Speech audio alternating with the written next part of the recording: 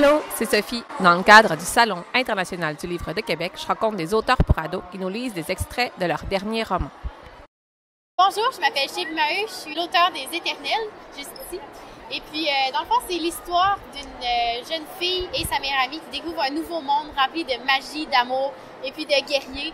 Et ils vont pallier leur vie d'adolescente avec leur vie de guerrière. Puis, il va vraiment avoir beaucoup de suspense et d'action.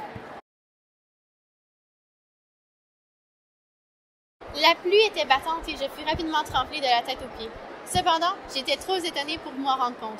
Alors, ces trois hommes auraient pu m'aider dans ma quête. Pourquoi ne leur avais-je pas demandé leur numéro, m'indignai-je. Un grognement lointain parvint à mes oreilles, mais je n'en tins pas compte. Ce devait être une voiture qui passait dans la rue. Mais comment la limousine avait-elle pu disparaître? Plongée dans mes pensées, je n'entendis pas l'autre grognement beaucoup plus rapproché. Ce n'est que quand ma jument hennit de terreur que je sortis de ma torpeur. Je levai la tête du sol boueux et je vis un grand dragon vert plonger en vitesse vers l'enclos où se trouvait Fleur de Charbon. Elle était immense, dotée de dents et de griffes gigantesques. Il était hérissé de piquants et dans ses yeux se lisait la fureur et la faim. Comprenant qu'il comptait dévorer ma jument, je voulus me jeter devant elle pour la protéger, mais aucun de mes muscles ne bougea. Je voulais appeler Jérémie, mais j'étais figée d'horreur. Ce n'est qu'en voyant la créature ouvrir ses griffes pour empoigner ma monture qu'un cri strident jaillit de ma bouche et se répercuta dans la forêt. Une horde d'oiseaux s'éleva des arbres et le dragon referma ses griffes dans le vide pour reprendre son envol. Il tourna son énorme tête vers moi et un frisson de terreur me parcourut.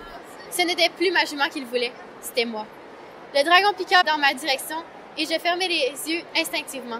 Comme devant les loups, j'ai senti mon cœur s'arrêter et j'ai cru que c'était ma dernière minute. Une bourrasque me fouetta le visage, soulevant mes cheveux dans les airs et le souffle chaud et puant de la créature s'écrasa sur moi. Une chaleur intense m'entoura. C'est comme si j'étais entourée dans un fourneau. J'ouvris lentement les yeux. Mon regard vert croisa celui jaunâtre du dragon. La gueule ouverte, il me regardait bizarrement. Il avait presque l'air surpris de me voir.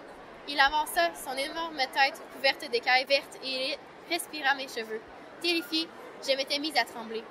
Y met-il mon parfum pour pouvoir mieux me savourer?